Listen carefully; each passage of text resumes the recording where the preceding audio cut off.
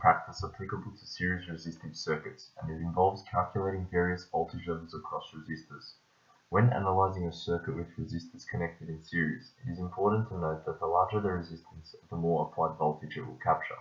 This is because the ratio of voltages across series resistors is the same as the ratio of their resistance levels. In essence, the total voltage entering the circuit is shared amongst the resistors accordingly. Using a single formula, individuals are able to determine the voltage drop across a specific resistor in a circuit. This voltage divider formula can be seen here and is evidently quite simple. E represents the DC voltage input, which is usually provided by a battery source. Vx, or in this case VR1, symbolizes the resistance value of the resistor in which the voltage drop is being calculated. VR1 is then divided by the total resistance of the circuit, which in this case is R1 plus R2.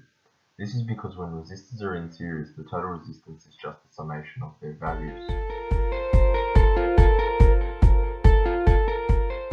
Now it is time for a step-by-step method on applying the voltage divider rule to a series circuit. The circuit seen in the example contains a power source, with a voltage input of 45 volts and 3 resistors connected in series, with the respective values of 5, 10, and 7.5 kiloohms.